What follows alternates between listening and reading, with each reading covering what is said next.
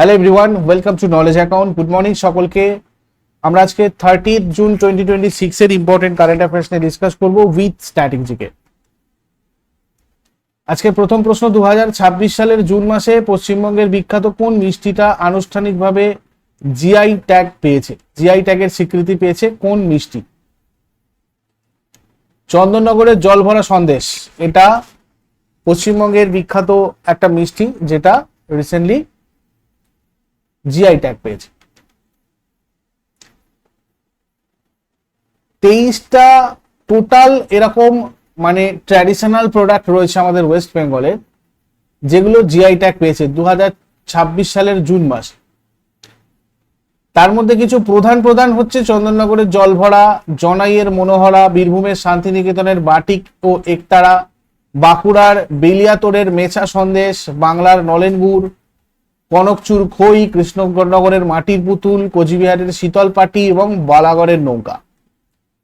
এই নতুন 23টা পণ্য যুক্ত হওয়ার পর পশ্চিমবঙ্গে মোট জিআই রেজিস্টার্ড পণ্যের সংখ্যা দাঁড়িয়েছে 59টা এবং এর ফলে জিআই তালিকার রাজ্য হিসাবে ভারত জুড়ে পশ্চিমবঙ্গের তৃতীয় স্থান অর্জন করেছে। মানে পশ্চিমবঙ্গে জিআই প্রোডাক্টের দিক থেকে সংখ্যার দিক থেকে দেখতে গেলে 3 নম্বর স্থানে রয়েছে ওয়েস্ট বেঙ্গল। এক হচ্ছে কনকচুর খই, এটা 24 পরগনা, দিনাজপুর, মালদা, মুর্শিদাবাদ, বীরভূম, বর্ধমান, নদিয়া, বাঁকুড়া, ঝাড়গ্রাম, মেদিনীপুর, হুগলি এইসব জায়গাতে পাওয়া যায়। জলভরা সন্দেশ চন্দননগর, হুগলি বিশেষ করে। বাংলার নলেন গুড় 24 পরগনা, বীরভূম, বাঁকুড়া, পুরুলিয়া, বর্ধমান, নদিয়া, মুর্শিদাবাদ, হুগলি, হাওড়া, মেদিনীপুর।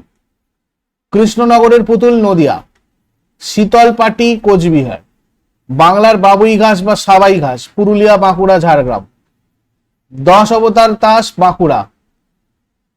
শোলা শিল্প আলিপুরদুয়ার, দার্জিলিং, দক্ষিণ দিনাজপুর, কোচবিহার, হাওড়া, বাঁকুড়া, বর্ধমান, মুর্শিদাবাদ, বীরভূম, নদিয়া, হুগলি, মালদা এবং দক্ষিণ 24 পরগনা।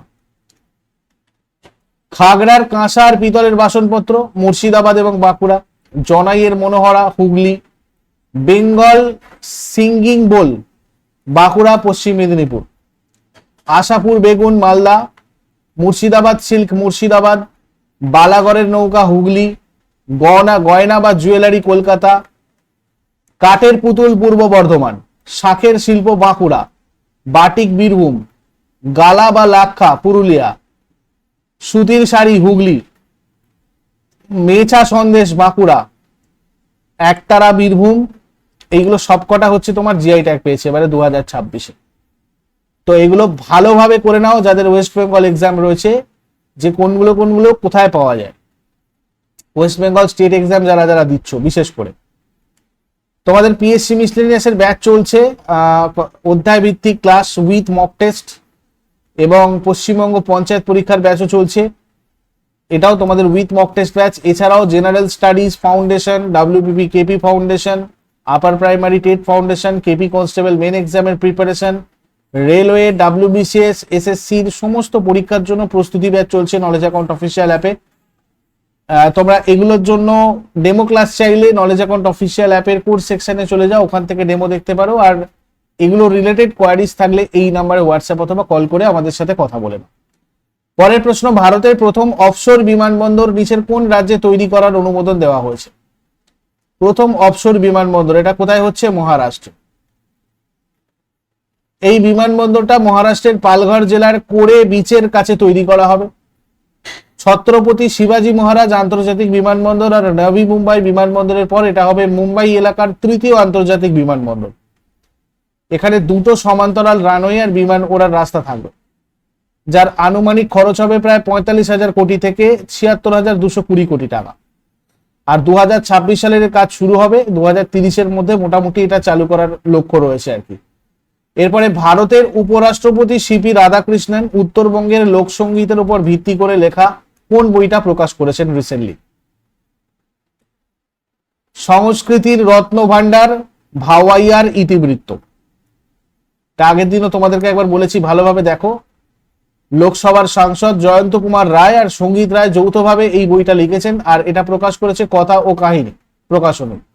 এই বইটাতে উত্তরবঙ্গের ঐতিহ্যবাহী লোকসঙ্গীত ভাওয়াইয়ার ইতিহাস বিবর্তন, ধর্মীয় আচার, কৃষি উৎসব এবং গ্রামীণ জীবনযাত্রার সাথে এর গভীর সংযোগের কথা তুলে ধরা হয়েছে।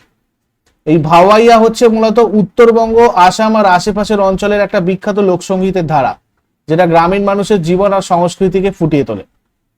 এরপরে সম্প্রতি পশ্চিমবঙ্গের রাজারহাটে আবিষ্কৃত হওয়া নতুন প্রজাতির বোলতা এর নাম কোন বিখ্যাত কার্টুনিস্টের নামে রাখা হয়েছে? নারায়ণ দেবনাথ। দেখো, এটার নাম দেওয়া হয়েছে টেট্রাস্টিচাস নারায়ণ দেবনাথী। বিখ্যাত বাঙালি cartoonist Batul the great, Nonte Fonte, হাঁদাভোদার স্রষ্টা, তার নামে এটা নামকরণ করা হয়েছে। এটা একটা বিশেষ ধরনের পরজীবী বোলতা। এরপরে সম্প্রতি ভারতের কোন রাজ্যের 4টে অনন্য ঐতিহ্যবাহী আর আদিবাসী ফসলকে জিআই ট্যাগ দেওয়া হয়েছে? দেখো, আরো জিআই ট্যাগ, মধ্যপ্রদেশের কিছু প্রোডাক্ট জিআই ট্যাগ পেয়েছে, ভালোভাবে লক্ষ্য করো। সীতাহি কুটকি, এটা এক ধরনের ছোট বাজরা বা মিলেট। নাগদমন কুটকি, এটা ছোট বাজরা। বাইগানি অরোর, এটা তুর ডাল। আর ক্ষত্রিয় ধান, এটা চাল। ঠিক আছে, সীতাহি কুটকি, নাগদমন কুটকি এবং বাইগানি অরোর এই ফসলগুলো মূলত মধ্যপ্রদেশের দিনদরি অঞ্চলের বৈগা উপজাতির মানুষ যুগের পর যুগ ধরে ঐতিহ্যগতভাবে বাঁচিয়ে রেখেছেন। আর কুটকি মিলেটের গুণ, এটা সীতাহি আর নাগদমন কুটকি অত্যন্ত পুষ্টিকর, ফাইবার, অ্যান্টিঅক্সিডেন্ট ভরপুর। ফাইবার আর অ্যান্টিঅক্সিডেন্ট এটা ভরপুর এবং এগুলো জলবায়ু পরিবর্তনে সহনশীল। আর বাইগানি অরোর, এটা সম্পূর্ণ জৈব বা অর্গ্যানিক উপায়ে চাষ করা। এই ডালটিতে সাধারণ ডালের চেয়ে অনেক বেশি প্রোটিন থাকে এবং এটা খেতে মিষ্টি স্বাদের হয়। মাত্র 5-6 মাসে পেকে যায় আর রাঁধতেও কম সময় লাগে, রান্না করতে কম টাইম লাগে। মধ্যপ্রদেশের জব্বলপুর আর কাটনি অঞ্চলের উর্বর জলাভূমিতে তৈরি হয় এই ক্ষত্রিয় ধানটা, যার পুষ্টিকর স্তর অক্ষুণ্ণ থাকায় এটাকে ভিটামিন B1 মানে থায়ামিন, খনিজ আর স্বাস্থ্যকর ফ্যাটের একটা দারুণ উৎস এটা। এরপরে সম্প্রতি ভারতের কোথায় নতুন প্রজন্মের ফার্স্ট পেট্রোল ভেসেল ICGS অক্ষয় কে উপকূল রক্ষী বাহিনীতে সামিল বা কমিশন করা হয়েছে? গোয়া। ভারতীয় উপকূলরক্ষী বাহিনী বা কোস্টগার্ডে ICGC অক্ষয় নামে একটা নতুন দ্রুতগামী টহলদারি জাহাজ যুক্ত করা হয়েছে। জাহাজটাকে গোয়াতে আনুষ্ঠানিকভাবে ভারতীয় কোস্টগার্ডের নৌবহরে যুক্ত করা হয়েছে। এটা তৈরি করেছে গোয়া শিপইয়ার্ড। অক্ষয় কথাটার অর্থ হচ্ছে যেটা কখনো ধ্বংস করা যায় না বা অবিনাশী। আর এই ধরনের মোট 8টা জাহাজ তৈরি করা হবে, যার মধ্যে এটা হচ্ছে 4র্থ জাহাজ। এর মূল কাজ সমুদ্রের সীমানায় করা নজরদারি আর নিরাপত্তা দেওয়া, আর সমুদ্রে কোনো দুর্ঘটনা ঘটলে তখন খোঁজ আর উদ্ধার কাজ চালানো, বিপদে পড়া নাবিকদের সাহায্য করা এবং সামুদ্রিক পরিবেশকে রক্ষা করা। এরপরে সম্প্রতি খবরে থাকা আরাবিথিত্তু বন্যপ্রাণী অভয়ারণ্য ভারতের কোন রাজ্যে অবস্থিত? এটা রয়েছে কর্ণাটকে। সম্প্রতি আরাবিথিত্তু বন্যপ্রাণী অভয়ারণ্যের কাছে একটা অজ্ঞাত গাড়ির ধাক্কায় 4 বছর বয়সী একটা চিতাবাঘের ঘটনাস্থলে মৃত্যু হয়েছে, যার জন্য এটা নিউজে এসেছে। এই আরাবিথিত্তু বন্যপ্রাণী অভয়ারণ্য ভারতের কর্ণাটক রাজ্যের মহীশূর জেলাতে রয়েছে। 1985 সালে মানে 1985 সাল পর্যন্ত এটা একটা শিকারের সংরক্ষিত এলাকা ছিল, যেটা 1985 সালে বন্যপ্রাণী অভয়ারণ্য হিসেবে ঘোষিত হয়। এরপরে ভারতীয় মহাকাশ গবেষণা সংস্থার অন্যতম প্রধান কেন্দ্র বিক্রম সারাভাই স্পেস সেন্টার এর নতুন ডিরেক্টর হিসেবে কে নিযুক্ত হলেন? Doctor UP Rajiv. কেরালার তিরুবনন্তপুরমে অবস্থিত VSSC হচ্ছে ভারতের রকেট আর লঞ্চ ভেহিকেল তৈরির প্রধান কেন্দ্র।